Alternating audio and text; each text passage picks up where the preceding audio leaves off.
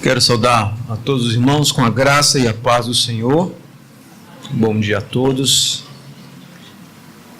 Vamos abrir as nossas Bíblias no livro de Ruth.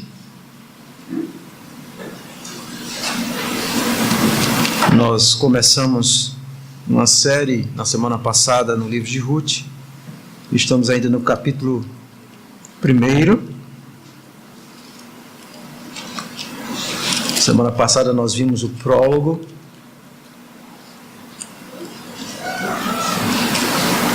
E hoje nós vamos ler do versículo 7 ao versículo 22. O versículo 6 é um versículo de transição. Nós abordamos, como alguns estudiosos o fazem, como conectado aos versos anteriores. E agora nós vamos ler a partir do versículo 7 até o versículo 22. Diz assim a palavra do Senhor. Saiu, pois, ela, Noemi, com as suas 2 noras do lugar onde estivera, e indo elas caminhando de volta para a terra de Judá, disse-lhes Noemi, Ide, voltai cada uma à casa de sua mãe, e o Senhor use convosco de benevolência, como vós usastes com os que morreram e comigo. O Senhor vos dê que sejais felizes, cada uma em casa de seu marido, e beijou-as. Elas, porém, choraram em alta voz. E lhe disseram, não, iremos contigo ao teu povo. Porém, Noemi disse, voltai, minhas filhas, por que ireis comigo? Tenho eu ainda no ventre filhos para que vos sejam por maridos? Tornai, filhas minhas, ide-vos embora, porque sou velha demais para ter marido. Ainda quando eu dissesse, tenho esperança, ou ainda que esta noite tivesse marido e houvesse filhos, esperá-los-ieis até que viesse a ser grandes? Abster-vos-ieis de tomardes maridos? Não, filhas minhas. Porque por vossa causa a mim me amarga o ter o Senhor descarregado contra mim a sua mão. Então de novo choraram em voz alta. Orfa com um beijo se despediu de sua sogra, porém Ruth se apegou a ela. Disse Noemi, eis que tua cunhada voltou ao seu povo e aos seus deuses, também tu volta após a tua cunhada. Disse, porém, Ruth, não me inste para que te deixe e me obrigue a não seguir-te. Porque onde quer que fores, irei eu, onde quer que pousares, ali pousarei eu. O teu povo é o meu povo, o teu Deus é o meu Deus. Onde quer que morreres, morrerei eu, e aí serei sepultada. Faça-me o Senhor o que bem lhe aprovesse, outra coisa que não seja a morte me separar de ti. Vendo, pois, Noemi que de todo estava resolvida a ir com ela, deixou de insistir com ela. Então ambas se foram até que chegaram a Belém. Sucedeu que ao chegarem ali toda a cidade se comoveu por causa delas, e as mulheres diziam, não é esta Noemi? Porém ela lhes dizia, não me chameis Noemi, chamai-me Mara, que significa amarga, porque grande amargura me tem dado Todo-Poderoso. Ditosa eu parti, porém o Senhor me fez voltar pobre. Por que, pois, me chamareis Noemi, visto que o Senhor se manifestou contra mim e o Todo-Poderoso me tem afligido? Assim, pois, voltou Noemi da terra de Moabe com Ruth, sua nora, a moabita, e chegaram a Belém no princípio da cega da cevada.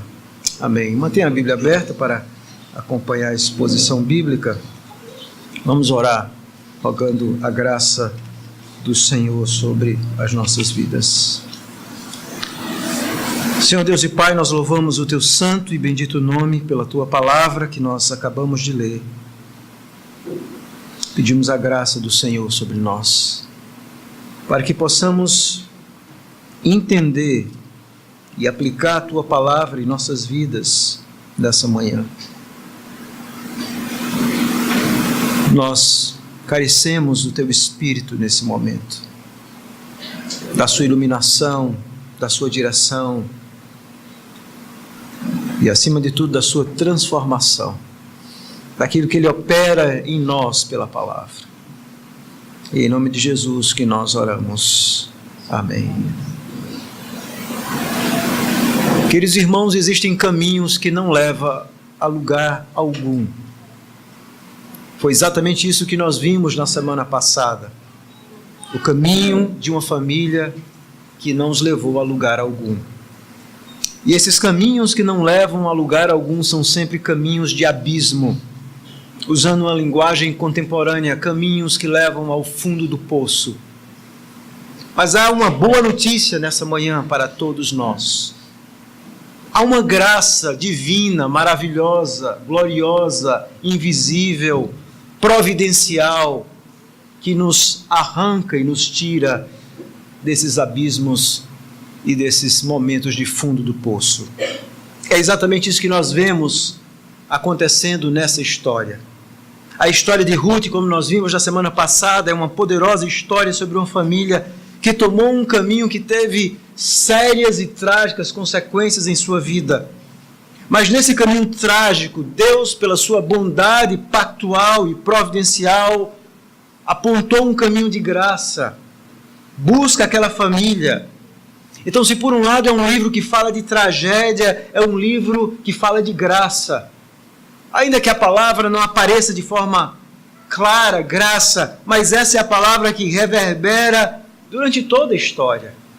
É a palavra que deve reverberar também em nossos corações nessa manhã. A graça. Nós servimos a um Deus gracioso. Vamos então considerar essa história do ponto em que nós paramos. Nós vimos na semana passada que no capítulo 1, do versículo 1 a 6, nós temos o prólogo, a introdução da história. Versículo 7 até o versículo 22, nós temos a primeira cena, o desenvolvimento da narrativa. É uma história, uma narrativa. Há um narrador que está nos contando essa história, nos apontando, nos guiando, para muitas vezes percebermos detalhes explícitos e implícitos. E aqui nós temos a primeira cena, que vai do versículo 7 ao versículo 22. E essa primeira cena tem 3 atos muito claros. Primeiro nós temos o retorno. Do versículo 1 ao versículo 13, é uma cena que o narrador mostra o retorno. Noemi decide então retornar de Moabe para a terra de Israel, a terra prometida. Em seguida nós vemos a grande surpresa no versículo 14 a 19, quando uma das noras decide permanecer com ela. E o nome dela era Ruth. E nós vamos ver isso do versículo 14 ao versículo 19, nesse segundo ato, essa decisão de Ruth. Em seguida nós temos o último ato, que é a chegada, no versículo 19 em diante, da parte B em diante, até o versículo 22, até o versículo 21, quando elas chegam ali na terra prometida. Elas estão retornando. É a chegada. E por último, o versículo 22, nós temos um epílogo, onde o narrador mostra para nós que elas chegaram exatamente no tempo da cega. E aqui nós temos um dado importante do narrador, porque a história começa falando de fome na terra prometida. Mas agora a história termina exatamente mostrando que no momento em que Deus visita Israel, agora há a promessa de fartura. Aqui é o que nós chamamos, essa era uma das formas que o narrador usa para fechar o assunto, fechar aquele bloco. É aquilo que nós chamamos de inclusão temática. Então ele começa falando da história com fome, mas agora pela intervenção de Deus, a esperança de fartura, a esperança de cega na terra prometida. Mas do que é que tratam esses versículos, do versículo 7 ao versículo 22? Se nós pudéssemos dar um tema que resumisse essa sessão narrativa, essa cena com 3 atos, nós poderíamos resumir com o seguinte tema: retornando com as mãos vazias e vazia para a terra com esperança de fartura. É isso que fala. Noemi está retornando com as mãos vazias, pobre. Mas mais do que isso, ela mesma está vazia, ela está amargurada. E agora ela está retornando para a terra, uma terra que tem esperança de fartura. Há pelo menos 3 coisas muito claras nessa história. Primeiro, o dilema do retorno, nós vemos isso. no versículo 1 a 13, ela pensa em retornar, mas ela está inflexível, ela quer voltar só, ela não quer que as noras a acompanhem, Noemi. Segundo, nós temos essa surpresa inusitada. Ruth é a nora persistente que decide seguir Noemi, que faz um pacto de não abandonar Noemi. Em terceiro lugar, nós vimos essa chegada vazia e amarga, onde Noemi muda o seu próprio nome. Não me chame Noemi, me chame agora de Mara. E ela então chega exatamente no meio daquela terra, uma terra que começa novamente a ser uma terra fértil. Então, repetindo, retornando de mãos vazias e vazia para uma terra com promessa de fertilidade. Primeiro, o dilema desse retorno, a surpresa inusitada e a chegada vazia e amarga. Vamos analisar primeiro do versículo 1 ao versículo 13, o dilema do retorno. Nós vimos no versículo 6, na semana passada, que Noemi resolveu retornar, porque ela soube que Deus havia visitado. A palavra lembrado, literalmente, a ideia é que Deus havia visitado Israel. Eles estão vivendo na terra de Moabe. E a sua vida foi uma vida de tragédias. Ela perdeu o esposo, ela perdeu os filhos, está com as suas 2 noras. Ela é uma estrangeira, vivendo em uma terra estranha, onde deuses estranhos são adorados. Uma série de consequências trágicas em sua vida levaram exatamente isso. E através de uma rede de informações, nós não sabemos como, ela sabe que Deus havia visitado Israel. E ela então toma uma decisão, voltar. Mas observe que essa é uma decisão muito mais pragmática. Essa decisão de voltar é porque ela era uma estrangeira, viúva. Isso naquele contexto do Oriente Médio era terrível. Era uma decisão muito mais pragmática. Não havia nenhuma saída para ela viver ali naquela terra. Então ela decide voltar. Não há nada de amor à terra, não há nada que nos diga que ela voltou movida por profundas convicções teológicas, não. Uma decisão pragmática. E ela então decide voltar. O versículo 7 nos diz que ela sai com as 2 noras. As 2 noras, Orfa e Ruth, vão com ela. Mas no momento em que elas começam a sair da terra de Moabe, há um grande dilema que Noemi enfrenta. Noemi, então, de alguma forma começa a pensar, eu não posso levar minhas noras, não há nada para elas em Israel. Ela começa a pensar de uma forma pragmática, eu vou voltar para Israel. Não era a terra delas, elas eram moabitas. O que é que essas 2 mulheres vão fazer comigo em Israel? Não era o povo delas. Não se adoravam os deuses que elas adoravam. Elas eram politeístas, possivelmente. E lá em Moabe existiam vários deuses. E observe que quando ela fala de Orfa, no versículo 15, ela diz assim, eis que tua cunhada voltou ao seu povo e aos seus deuses. Em Israel se adorava um único Deus, então não se adoravam vários deuses, apenas um Deus, não era o Deus que elas adoravam. Elas não seriam bem recebidas em Belém. Havia uma profunda inimizade entre Israel e Moabe. Elas jamais podiam se misturar no próprio culto, na adoração. Deus havia dito que jamais o moabita poderia frequentar a adoração junto com o israelita. Elas viveriam à margem daquela sociedade. E ainda, para piorar a situação, Noemi teria junto delas aquela presença incômoda de 2 estrangeiras, como se fosse uma pública confissão de pecado, dos erros dela. Estava ali, do seu lado. O erro dos seus filhos de ter casado com mulheres ímpias. E é por isso que a decisão de Naomi foi a decisão, mais uma vez, pragmática, racional. E observe o que ela diz. Ela olha para aquelas noras, o versículo 8 diz assim, ide, voltai cada um à casa de sua mãe, e o Senhor use convosco de benevolência, como vós usaste com os que morreram comigo, no versículo 8, voltem para a casa da mãe de vocês. Há muitas discussões porque ela não usa o nome do pai e sim da mãe, mas possivelmente ele está querendo se referir ao lar, vocês deviam voltar ao lar de vocês. ela te abençoa, elas, Deus, e observe que ele usa o nome de Deus, Yahvé, todo em letra maiúscula, está na sua Bíblia, isso significa que a palavra hebraica foi Yahvé, ou Javé, que Yahvé ou Javé use convosco de benevolência, e a palavra benevolência, lealdade, dedicação, que Deus abençoe vocês, que Deus seja leal com vocês.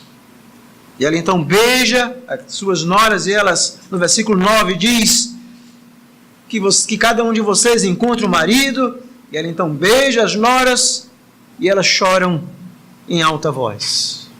Uma cena lamentável, triste. Uma cena de despedida. No entanto, existe uma tensão, observe, no versículo 10, as noras dizem, não, nós não iremos contigo, nós iremos contigo ao teu povo. Mas, mais uma vez, Noemi continua o seu argumento, e o seu argumento é um argumento prático e teológico. Ela se nega, não, nós não vamos, nós vamos com você, nós queremos voltar com você. Elas realmente amavam Noemi. Mas agora no versículo 12 até o versículo 13, ela vai usar um argumento prático e teológico. O argumento prático era, eu não tenho nada para dar a vocês. Vocês precisam de marido, isso era muito importante no contexto da época. E ela diz assim, ide-vos embora, porque sou velho demais para ter marido. E se ainda se eu tivesse marido, se tivesse filho, como é que vocês iam casar com eles? Não há esperança para vocês. Eu não tenho filhos para dar a vocês mais. E se vocês forem para Israel, dificilmente o israelita vai querer casar com vocês. Vocês são moabitas, vocês são estrangeiras. Então, de forma pragmática, ela diz assim, não há esperança. Esse era o argumento prático. Mas observe que no final do versículo 13, ela usa ainda um argumento, vamos dizer assim, teológico. Ela diz assim, porque por vossa causa a mim me amargo ter o Senhor descarregado contra mim a sua mão. Ela diz assim, e para piorar a situação, Deus está contra mim. Deus descarregou a sua ira contra mim, a minha vida, Deus está contra mim, a minha vida é uma vida de amargura. Eu estou amarga porque Deus se voltou contra mim. Você não percebe? Vocês não podem me seguir porque a minha vida se tornou uma vida amarga. O próprio Senhor, o Deus da aliança, está contra mim. É uma vida amarga. Eu perdi meu esposo, perdi meus filhos, deixei a terra, estou voltando pobre, não tenho nada para dar a vocês. O Senhor descarregou a sua mão. Não há nada. Não há nada para vocês lá. Ela carrega ainda um fardo de amargura. Que cena lamentável e triste essa, não? E uma das coisas que nós aprendemos, uma lição importante, é que quando nós tomamos um caminho de retorno, nem sempre nós temos noção total do que isso significa. Vocês percebem? Mesmo quando nós chegamos no fundo do poço, no abismo da nossa vida, nas tragédias da nossa vida, e nós às vezes pensamos em retornar, nós ainda estamos agindo de forma pragmática. Nós somos assim. É como aquela pessoa que está passando problemas e diz assim, eu vou voltar para a igreja, porque você sabe, frequentar a igreja, quem sabe Deus vai olhar para mim, a situação vai ser resolvida. Mas a pessoa está dizendo isso de forma pragmática, ela não sabe o que significa voltar para a igreja, ter um relacionamento com Deus. Ou como aquela pessoa que está enfrentando dificuldade financeira e diz assim, eu vou dar o dízimo, porque quem sabe Deus então não vai me abençoar também financeiramente. Veja, uma decisão pragmática, não uma decisão motivada porque nós sabemos que aquilo é um mandamento, porque Deus nos faz com que tenhamos um coração desapegado das coisas. São decisões pragmáticas. Nós somos assim como Noemi. Meu casamento não está bem, eu preciso fazer alguma coisa, orar, quem sabe buscar o Senhor para que finalmente eu tenha um casamento feliz. Mas veja, é uma decisão que muitas vezes nós não estamos pensando no papel do esposo, daquilo que a Bíblia requer do esposo, da esposa, de fazer aquilo que a Bíblia ensina sobre a criação de filhos. Nós queremos tomar decisões pragmáticas, mas não sabemos o que isso está envolvido. Mas Deus, por sua graça, e isso é maravilhoso, Deus transforma até mesmo esses atos pragmáticos que nós tomamos, esses atos pragmáticos, em caminhos para a sua graça. Quando nós vamos para a igreja, muitas vezes de forma interesseira, às vezes Deus, pela sua misericórdia, usa a sua palavra e nos transforma verdadeiramente. É isso que está acontecendo. O caminho que não leva a lugar algum é um caminho vazio de lágrimas. Vocês percebem? Aquele caminho de Noemi, de desobediência, de Elimeleque, o seu esposo, foi um caminho de morte.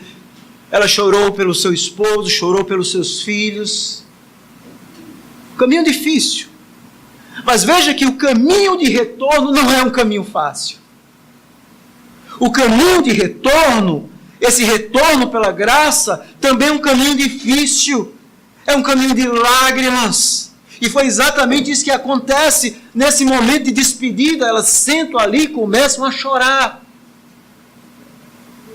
Porque o caminho de retorno, o caminho da graça também muitas vezes é um caminho de lágrimas. Lágrimas que são frutos da consequência dos nossos erros. Mas Deus, de alguma forma, está trabalhando. A sua graça está trabalhando. A graça de Deus está trabalhando naquele caminho de retorno. Às vezes nós, irmãos, somos exatamente como Noemi. Nós só enxergamos a justiça de Deus. Esse é o caminho que nós enxergamos. Nós estamos enfrentando situações na nossa vida e o que é que nós enxergamos? Deus está pesando a mão sobre mim. E algumas vezes Deus faz isso mesmo, esse é o juízo. Deus disciplina o filho a quem ama, a Bíblia diz. Mas o que nós não enxergamos é que mesmo quando Deus está fazendo isso, é porque Ele está sendo gracioso, disciplinando, tratando o filho a quem Ele ama. Isso é graça. Você enxerga graça ou só há amargura no seu coração? Você compreende que o caminho de retorno para a graça é um caminho também difícil? Às vezes nós somos pragmáticos. Talvez nós olhamos para a nossa vida e detectamos uma série de problemas e queremos até retornar. Mas às vezes as nossas razões são completamente equivocadas e pragmáticas. Nós não enxergamos que Deus quer fazer algo mais profundo em nossa vida. É o que Deus está fazendo aqui.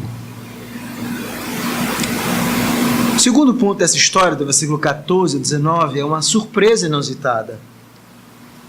Observe que o texto então nos diz, no versículo 14, então de novo, choraram em alta voz pela segunda vez. Orfa com um beijo se despediu de sua sogra, porém Ruth se apegou a ela. A argumentação de Noemi funcionou bem sobre Orfa. Orfa fez o que nós poderíamos chamar de escolha sensata. A chance de recomeço. A escolha da razão. Eu vou voltar. Ela realmente tem razão. Eu vou voltar para o meu povo, para a minha família. E como o próprio Noemi diz, no versículo 15, para os meus deuses. Orfa é a pessoa sensata. Mas o que nós sabemos é que com essa escolha sensata, ela simplesmente deixou as páginas da Bíblia. Nós nunca mais vamos ouvir falar dela. Voltou para a sua família, para o seu povo, para os seus deuses. A decisão ok, como nós podemos chamar. Orfa não era uma pessoa má. Ela foi fiel à sua sogra.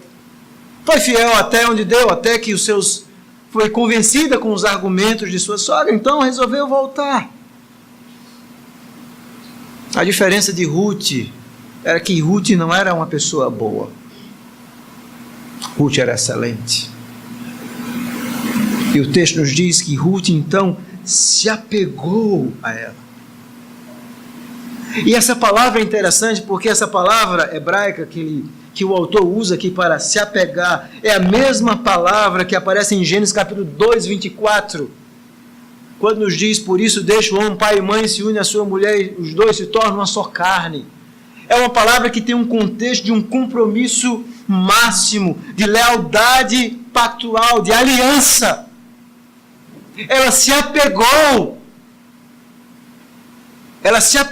a Noemi. Ruth está dedicando a sua vida a Noemi. É isso que o narrador está apontando para nós. Ruth está dedicando a sua vida não só a Noemi. Observe que Noemi diz no versículo 15, Ruth, eis que tua cunhada voltou ao seu povo, aos seus deuses, também tu, volta, vá junto com a sua cunhada. Mas veja o que Ruth diz no versículo 16. Disse, porém, Ruth, não me istes para que te deixe e me obrigue a não seguir-te. Por onde quer que fores, irei eu, onde quer que pousares, ali pousarei. O teu povo é o teu povo, o teu Deus é o meu Deus. Aqui nós vemos, irmãos, Ruth não apenas está abrindo mão da sua vida para servir a Noemi. Aqui nós estamos vendo algo muito mais profundo. Uma famosa estudiosa, analisando esse texto, ela diz o seguinte: o mundo antigo não tinha nenhum mecanismo para conversão religiosa, nem a mudança de cidadania. A ideia era impensável na época. Religião e nacionalidade definiam a identidade étnica de uma pessoa. Isso não podia ser mudado. Assim como não podia se mudar a cor da pele. Uma moabita era sempre uma moabita, onde quer que ela morasse. E de fato Ruth é conhecida em toda a história como a moabita. Porém, do ponto de vista de Ruth, ela está se tornando israelita.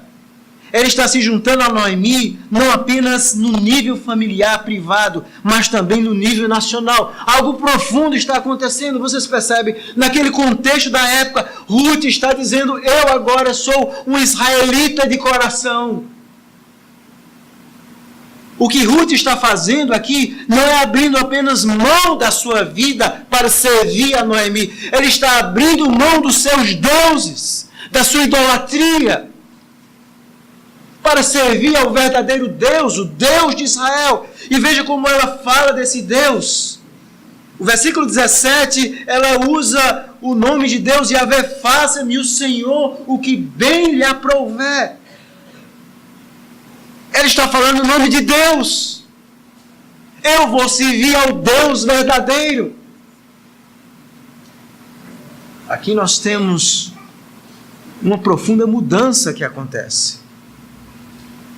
E como é que a gente explica uma mudança dessa na vida dessa mulher? Como explicar alguém que abdica de tudo para servir ao outro, que abdica os seus deuses para servir o Deus verdadeiro? Alguém que se autoimpreca, veja que há uma autoimprecação.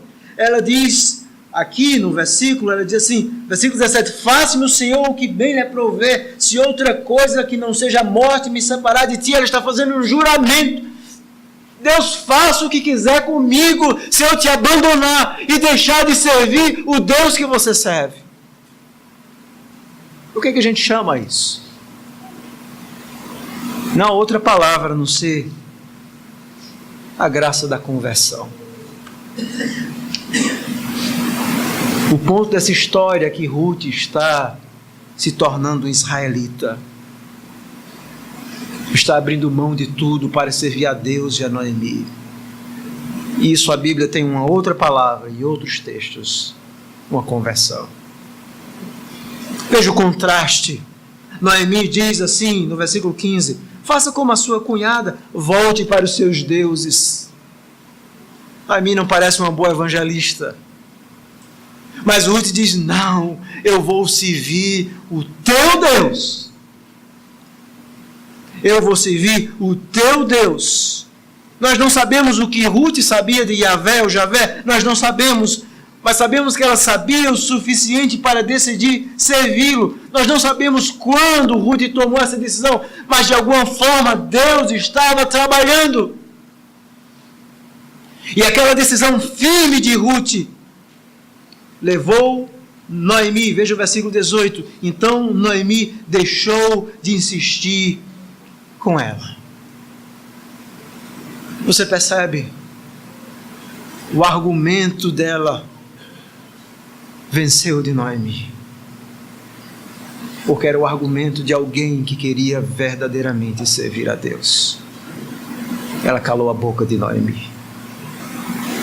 Ruth está dedicada a servir Noemi, a servir a Deus. Essa foi uma surpresa inusitada.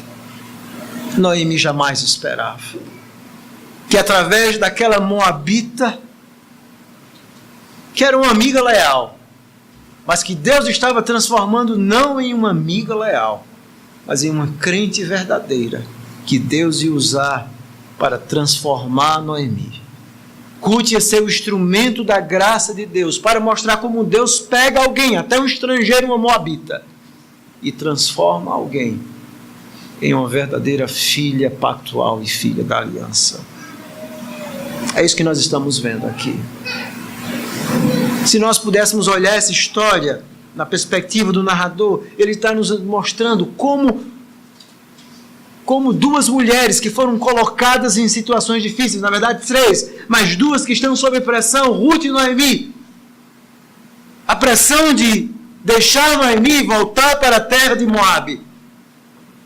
Como uma delas simplesmente toma a decisão padrão e retorna, mas a outra, aquela que foi transformada pela graça, toma sempre a decisão surpreendente, a decisão de querer servir a Deus.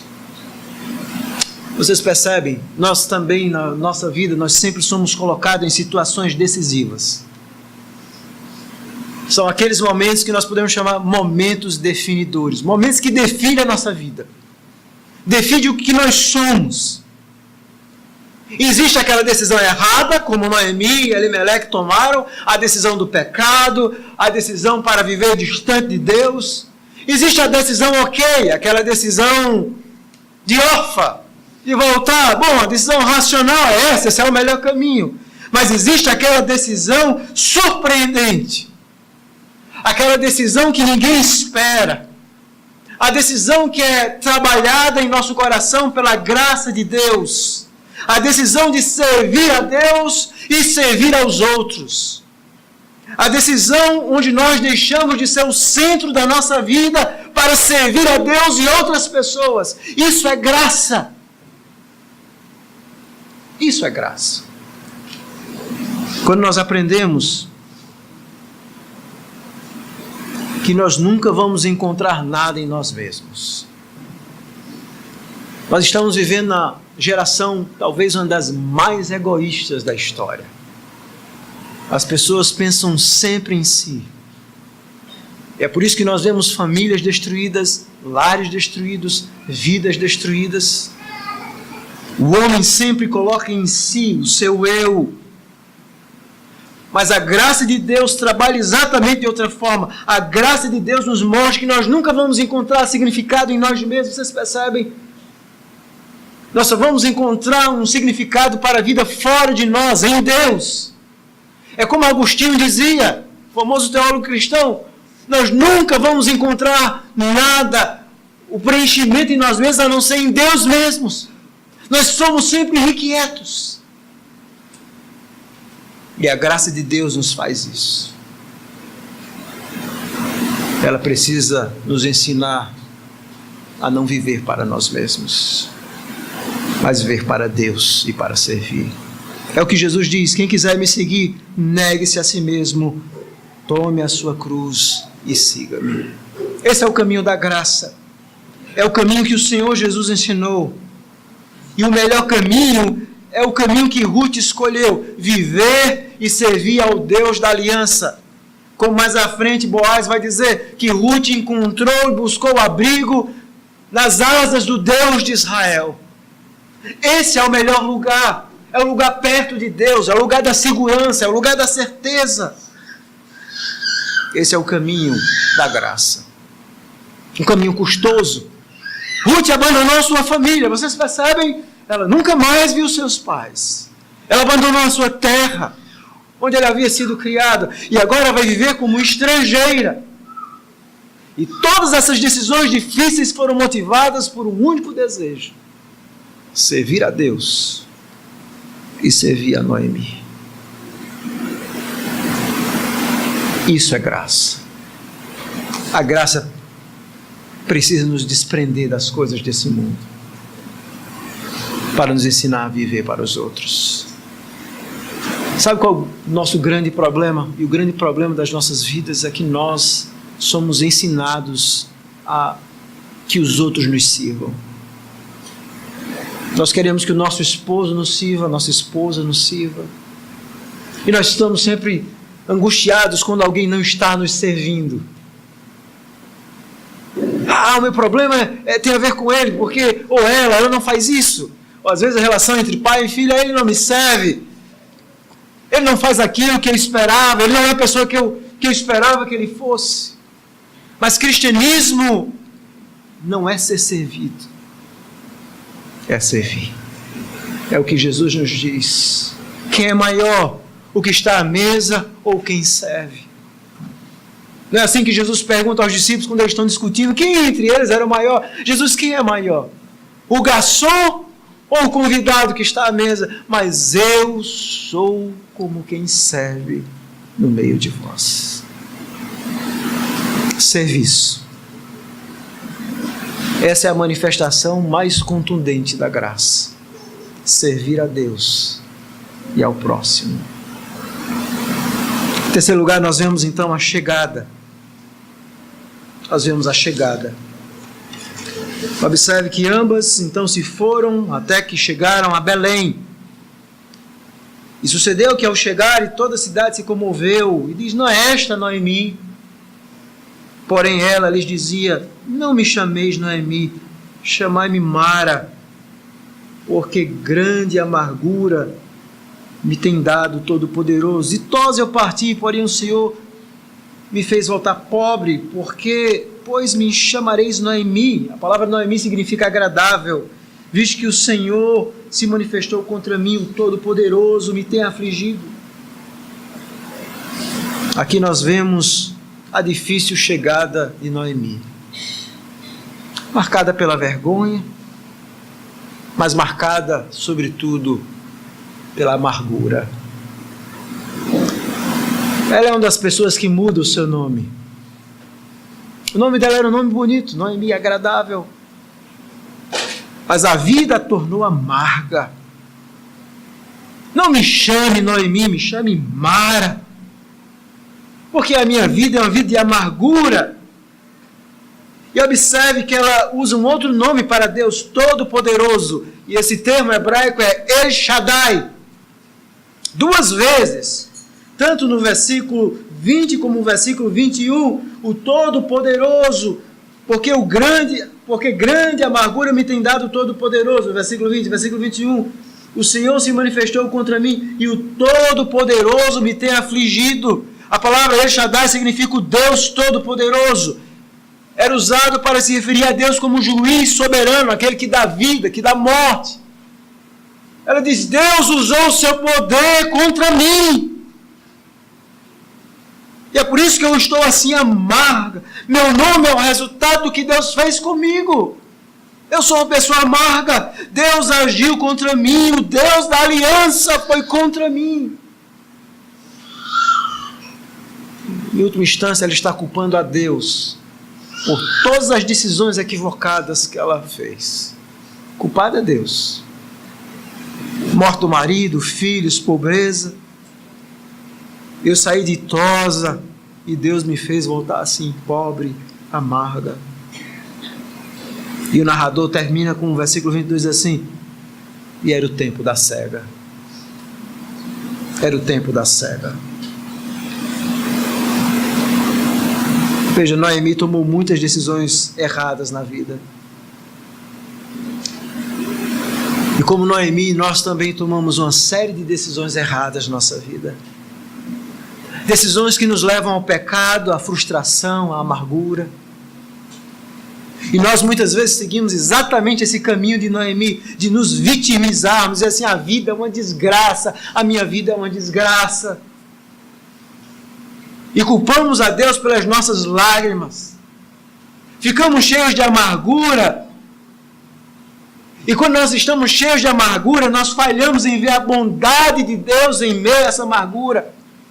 Nós ficamos reclamando da nossa miséria sem perceber que Deus, na verdade, está esvaziando as nossas mãos para enchê-las de algo melhor. Porque Noemi nunca teria abandonado Moabe, o seu pecado, se a sua vida estivesse boa. As mãos dela precisavam ser esvaziadas. Sem a miséria, Noemi nunca abandonaria Moabe para voltar à terra prometida. Nunca. Se ela tivesse farta, jamais retornaria. Mas a graça de Deus, e essa é uma máxima importante para mim e para você, Deus precisa esvaziar as nossas mãos. Ele precisa arrancar os ídolos do nosso coração. Aquilo que parecia precioso, ou que parece precioso para nós, são exatamente essas coisas que sustentam o nosso pecado. Os ídolos, os amores, não apenas os ídolos de parede, mas como Ezequiel diz, os ídolos do coração, o amor ao dinheiro, o amor a nós mesmos, o amor à subsistência. Nós planejamos a nossa vida como sendo um jogo perfeito.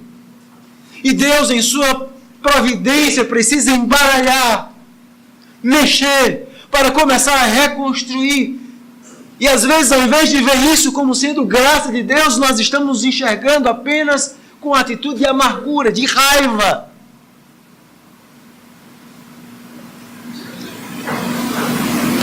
Às vezes nós esquecemos que a graça de Deus, irmãos, é sempre um remédio duro. De Deus precisa se aperfeiçoar na fraqueza. Deus precisa nos colocar no pó para enxergarmos a nossa miséria, o nosso pecado. Mas sabe qual é o nosso grande problema? É que nós estamos cegos para os caminhos da graça. Mesmo quando Deus está aplicando graça em nossa vida. Nós estamos tão cegos que nós não enxergamos a graça. Deus já estava agindo de forma graciosa. Ela ouviu a notícia da visitação do Senhor. Isso era graça. A fé de Ruth era graça. Aquela acolhida foi graça. Havia um momento agora de fartura, a esperança de cega era graça. Havia sinais da graça por todos os lados de que Deus estava trabalhando na vida dela. Mas ela só enxergava amargura.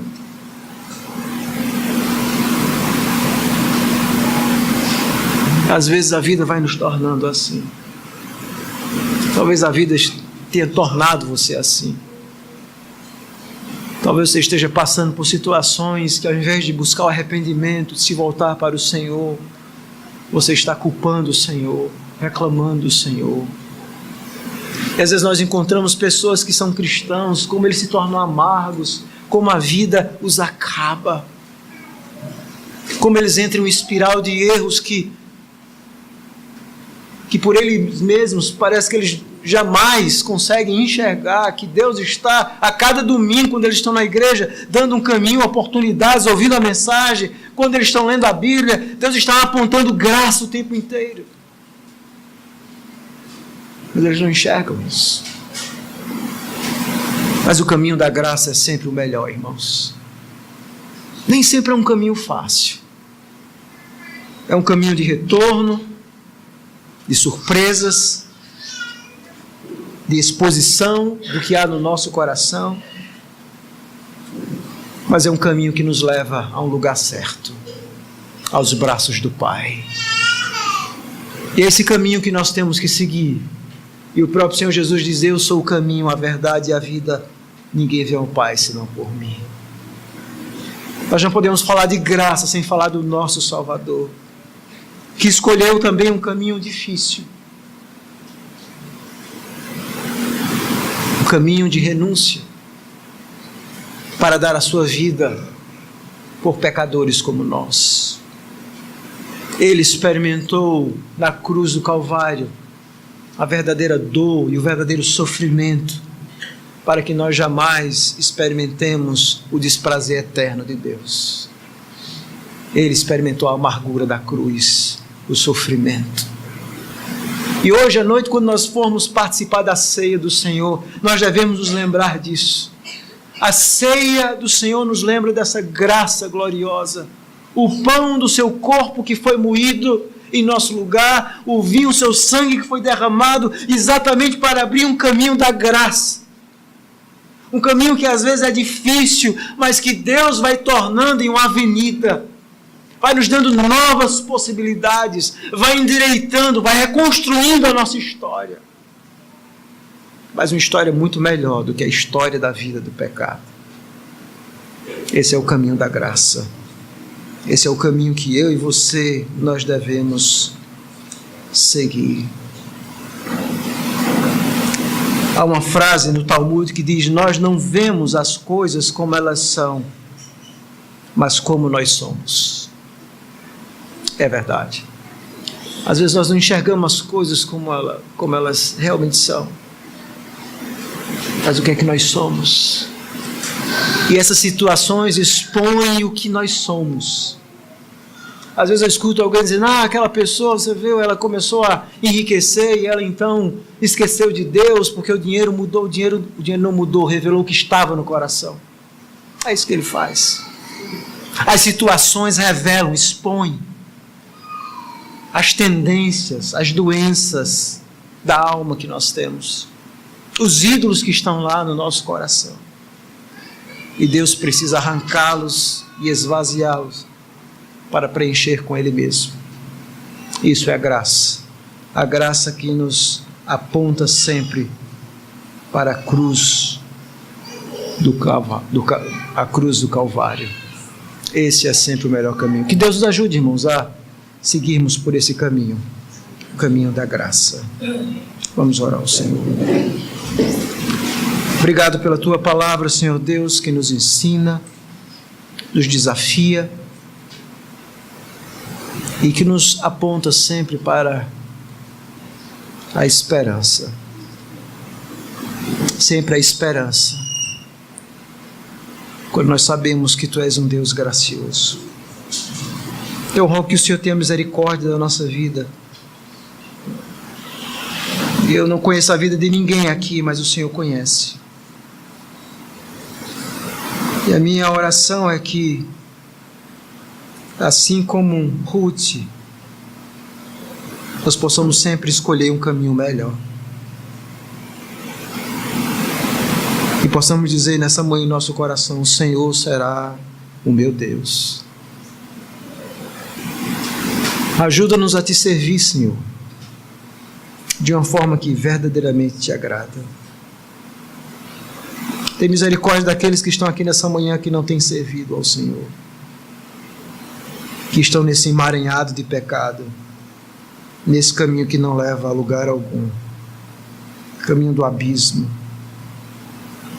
Que eles enxerguem a esperança da Tua graça nessa manhã e retornem para os Teus braços. Essa é a nossa oração em nome de Jesus. Amém.